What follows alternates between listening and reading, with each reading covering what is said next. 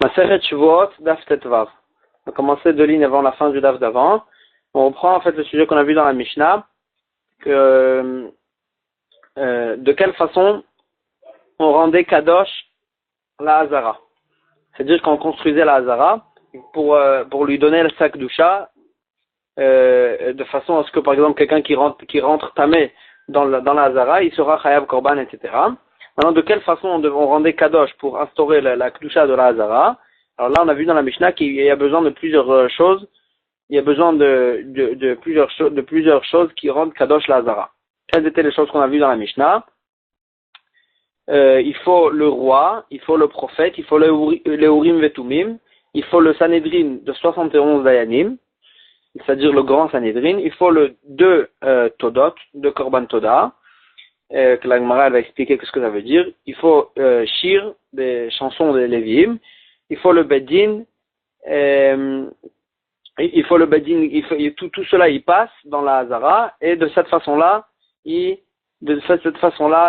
tout le clan d'Israël aussi après, de cette façon-là, il rendait Kadosh la Hazara. La Gemara va chercher des psukim à savoir d'où on apprenait toutes ces halachot. Qu'il y a besoin de tout ça pour rendre Kadosh la Hazara. Echad aniknas la Hazara vechoulé, on prend la Gemara. Mena anemile, d'où on sait qu'il y a besoin de toutes ces choses-là pour rendre Kadosh la Hazara. Amar Rav Shimi Barchia, pour rendre Kadosh la Hazara, et ce qu'on rajoute sur la Hazara. C'est-à-dire on élargissait la Hazara, et sur ça, et de cette façon-là, il fallait rendre Kadosh. Amar Rav Shimi Barchia, d'Amar Ikra, le passage qui dit, donc au sujet de Chanoukat à Mishkan, Kechol asher ani mareh otra, Hashem dit à Moshe Rabbeinu, voici la Hazara, voici la Kedusha du Mishkan, comme tout ce que je te montre, et tavnit à Mishkan, et tavnit kol kelav, donc la forme du Beit HaMikdash et la forme des kelim du Mishkan, pardon, vechen ta'asu, et le passage qui termine en disant vechen ta'asu, et ainsi vous allez faire. La Gemara a fait la dracha, les dorot, que pour toutes les générations aussi, il fallait faire de la même façon, il fallait instaurer la Kedusha de la même façon, et là-bas aussi, Moshe, il avait le statut d'un roi, d'un navi, d'un prophète, et le frère de Moshe, c'était le Kohen Gadol, le Urim Vetumim et les 71 Kenim, tout ça, ils étaient là-bas, et donc c'est pour ça qu'il fallait tout ça aussi chez nous pour instaurer la Kedusha de la Hazara. Metiv Rava il objecte. Kol kelim, Sha'asa Moshe, tous les ustensiles que Moshe il a fait dans le Mishkan, Meshichatan Mekadashtan.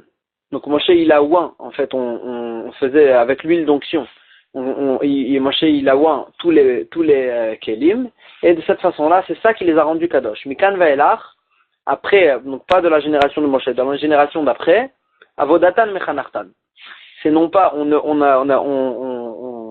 faisait pas de l'onction des kelim, et juste le fait qu'on commençait à les utiliser, c'est ça qui instaurait leur kedusha.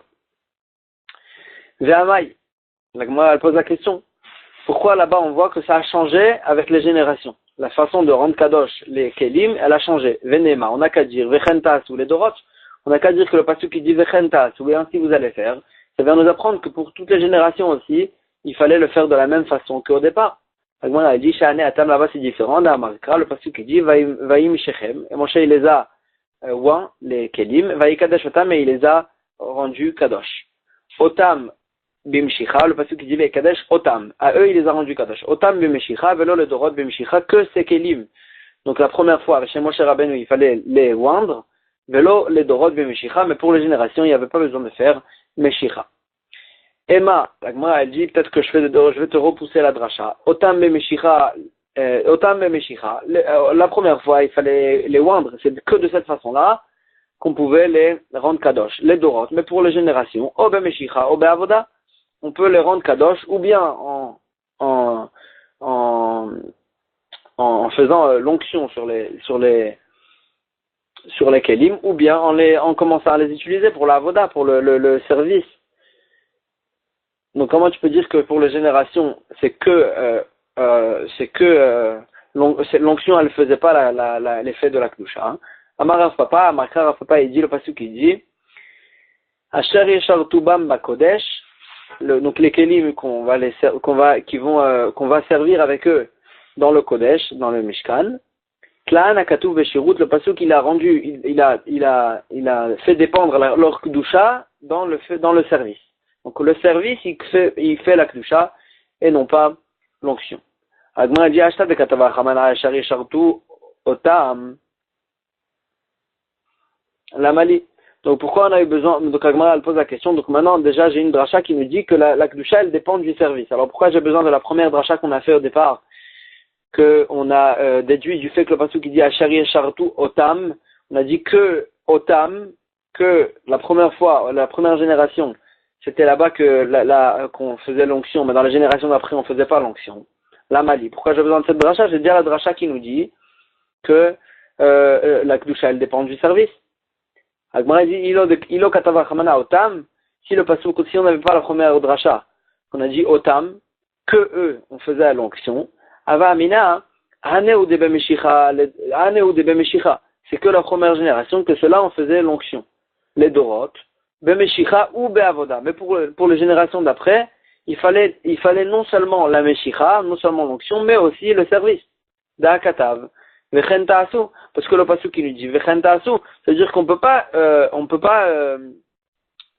se suffire d'autre chose que la meshicha. C'est sûr qu'il faut aussi la meshicha, mais non seulement la meshicha et aussi le service. Parce qu'on voit que dans les autres générations, la Torah elle fait dépendre la kedusha du service. Mais être chamana otam, c'est pour ça que la Torah elle nous dit un miout. La Torah elle nous dit un miout.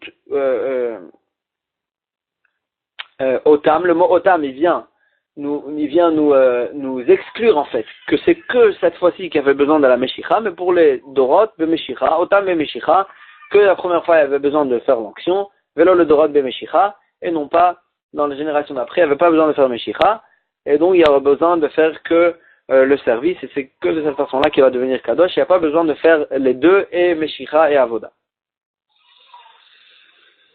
Ou beshte todot. Donc on a vu aussi qu'il y avait besoin non seulement donc du roi, du prophète, etc., mais il y avait besoin aussi de faire deux korban toda. Deux korban toda. Maintenant on sait très bien que chaque korban toda il était accompagné de pain. De pain. Maintenant à quoi ça fait référence? Shte todot, deux korban toda. Agmara a dit Tana. Shte todot shamrou, les deux korban toda qu'on a dit qu'il fallait les amener pour rendre kadosh la hazara. Belachman velo bifsaran. On parle du pain de la korban toda, et pas de la viande du korban toda. Mina nemile, d'où j'apprends ça? Amar Afriza il dit d'Amarka, le pasuk qui dit Vea amida shetet todot gdolot, et j'ai fait tenir donc deux grands toda, deux grandes todot, deux grands korban toda. La Gemara va expliquer ce que ça veut dire. Veta aluchot les yemin, mais al-Lachoma, et il les a fait passer dans la ta'alucha qui passait à la droite de la muraille. Donc pour rendre kadosh, pour faire le tekes, pour rendre kadosh la hazara. Agma a dit, c'est quoi les deux grandes toda? Maïk dolot. Qu'est-ce que ça veut dire deux grandes toda? Il est mamimin gadol, si ça veut dire des animaux, des sortes d'animaux qui sont grands. C'est-à-dire quoi? Par exemple des taureaux. Il est mamimin gadol mamash. Nema Paris, on a au lieu de dire une grande sorte, on n'a qu'à dire directement des taureaux. Et là, gdolot beminan. Seulement il faut dire, c'est pas une sorte qui est grande. C'est la sorte normale, juste qu'elles étaient grandes. Agmara a dit, quoi, on parle pas, alors ça veut dire qu'il fallait par exemple, il n'y avait pas besoin d'un taureau, il fallait par exemple un petit animal. Seulement, il fallait qu'il soit grand, de taille. Est-ce que la taille, elle change pour Hachem, du Korban? Pourtant, il y a une braïta qui nous dit, Neemar beolat bema, il y a écrit aussi du Korban Ola, d'une bema, Isher Yach Nichoar, que c'est un encens, au sujet du Korban, que le Korban, c'est avec une odeur d'encens pour Hachem. Beolat Aof, aussi dans Korban Ola qu'on amène une volaille, il y a écrit aussi Sheriach Nichoach, aussi la même chose, que le Korban il fait une odeur d'encens pour Hachem. Mincha, et aussi dans le Korban Mincha, il y a écrit aussi la même chose. Isher Yach Nichoach, et la Braïta, elle nous dit, Melamed, ça vient nous apprendre, Sheichad Amar Beve, Echad Amamit, que ce soit un grand Korban ou un petit Korban, Bilvat Sheichaven Nibol Hashamaim, ce qui est le principal, c'est qu'il a la Kavana Sheichaven Nibol Aviv Sheba Shamaim, qu'il a la Kavana de donner un Korban pour notre Père, qui est dans le ciel.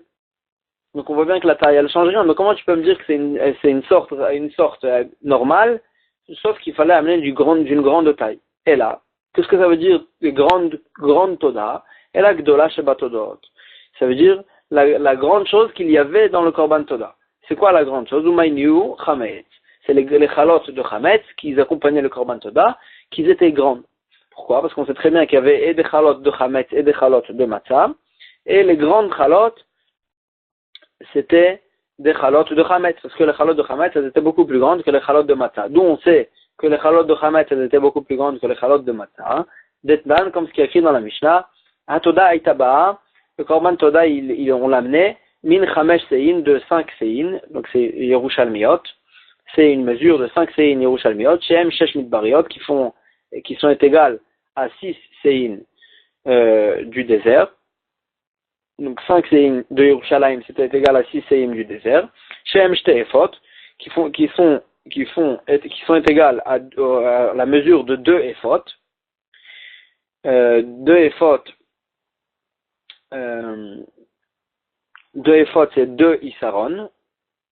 Excusez-moi, c'est 20 Isaron. Ve'aïfa Shalosh Séin. Chaque Efa, elle fait 3 Séin. Et Srim Isaron. Donc en tout, ça faisait 20 Isaron. Asara le chametz va asara le matzah, 10 isaron pour les chalotes de chametz et 10 isaron pour les chalotes de matzah.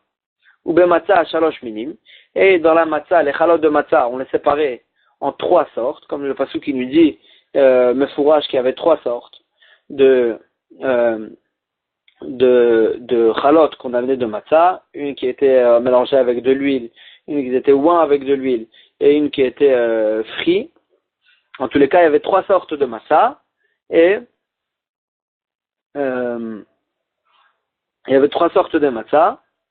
Bemata shalosh minim, chalot, rikikin ou revucha, voilà, c'est les 3 sortes de massa.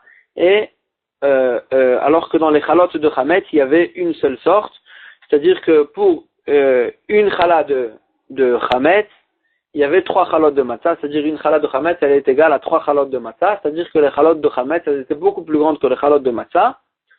Et donc, c'est pour ça, c'est à ça qu'on fait référence quand on dit les grandes toda. Gdola sheba todot, ça veut dire les grandes toda. Les grandes toda, ça fait référence aux chalotes de chametz, et c'est ça qu'il fallait amener pour pour instaurer la kedusha de la Hazara.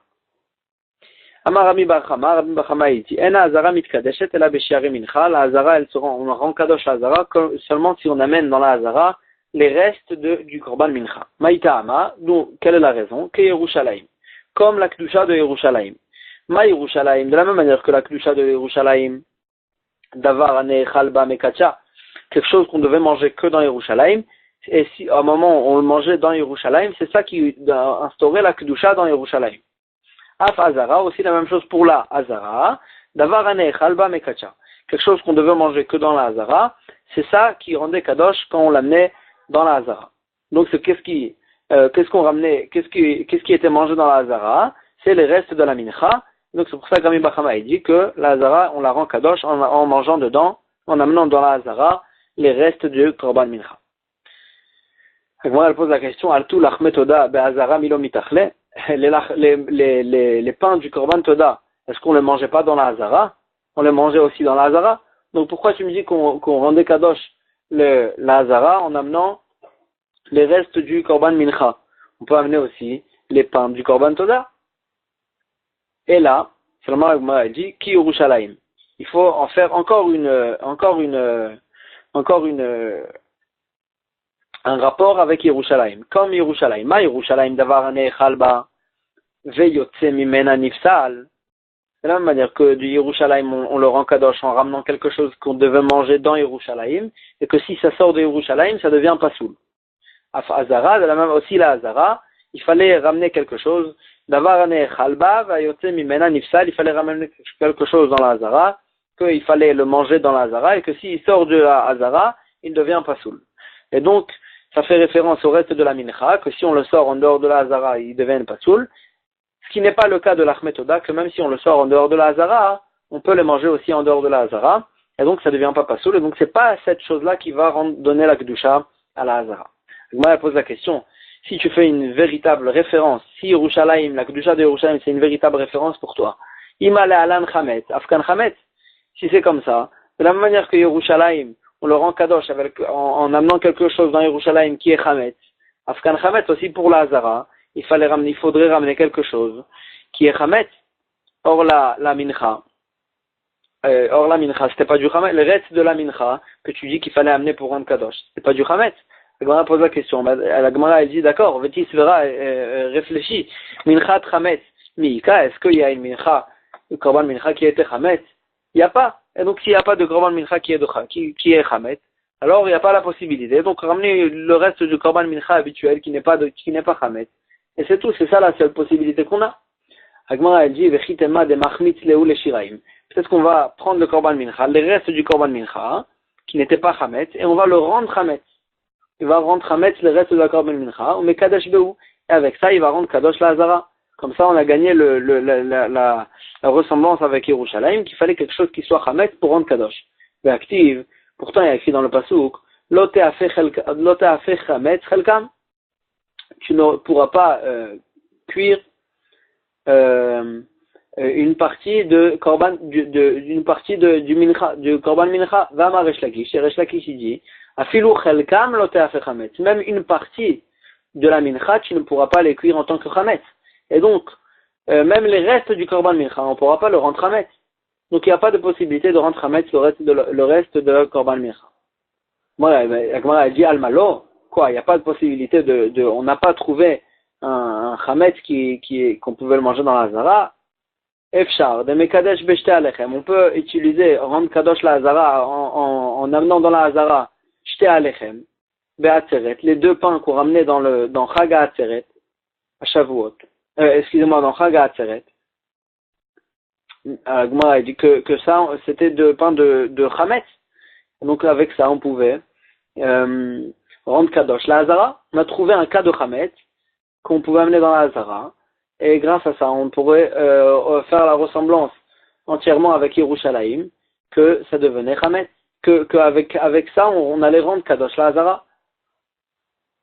Agmara a dit mishum delo efshar, parce que techniquement c'est pas possible de rendre kadosh la hazara avec les deux pains de Shmini Atzeret. Pourquoi? Shmini Atzeret c'est Yom Tov.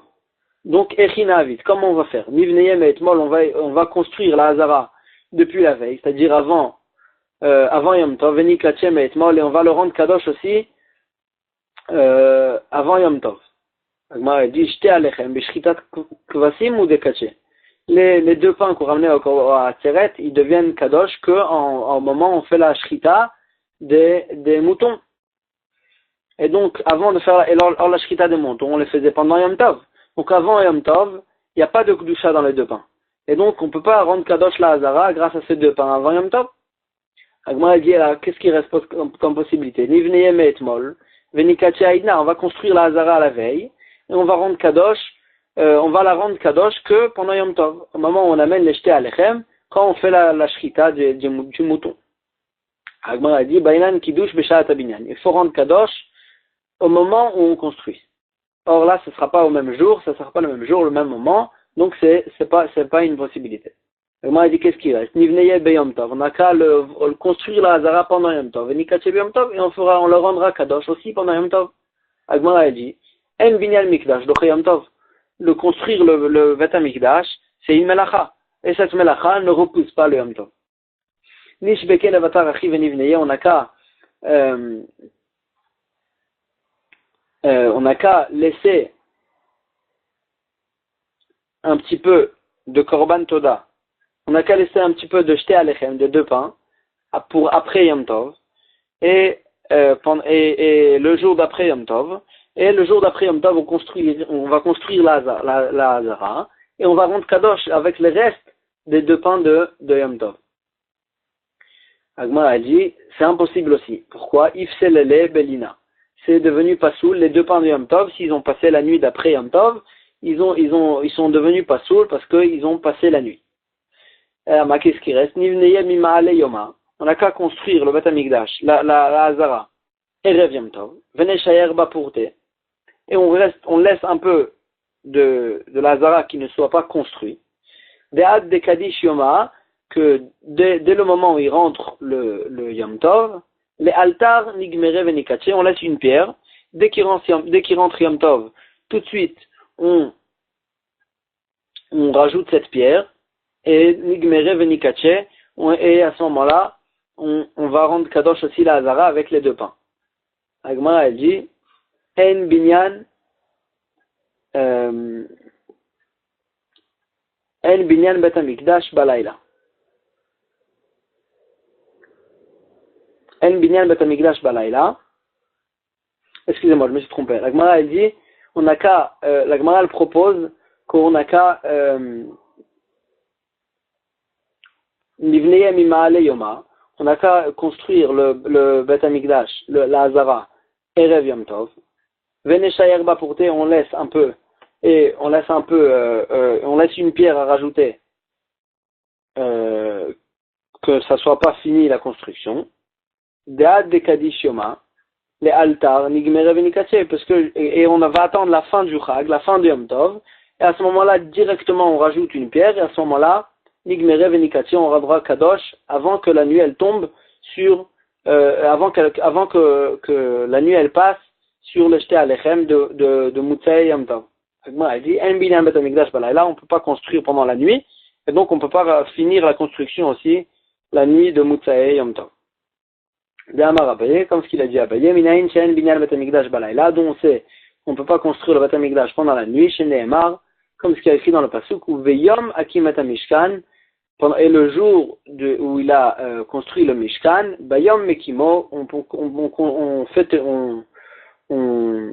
construit le Mishkan pendant le jour, Balayla en Mekimo, la nuit on ne peut pas le construire, il cache le Efshar, donc il n'y a pas de possibilité de trouver quelque chose qui soit Hametz dans la Hazara, et que ce soit un jour aussi on peut construire la Hazara, et donc puisqu'il n'y a pas de possibilité que ce soit Hametz, alors on revient à notre première halakha, que c'est les restes de la mincha, bien que c'est pas Hametz, donc ça ressemble pas entièrement à Yerushalayim, mais il n'y a pas de possibilité, donc c'est ça qui ressemble plus à Yerushalayim, et donc c'est de cette façon-là qu'on va rendre Kadosh la Hazara. Ou Béchir, donc il fallait aussi, donc à ce moment-là on rendait Kadosh la Hazara, il fallait aussi ramener des chansons. La Gemara va expliquer. Tanora Banan, Shir, des chansons, Shel Toda, des chansons de Oda, donc de remerciement. Donc il disait le Mizmor le Toda, c'est le Mizmor le Toda qu'on connaît nous.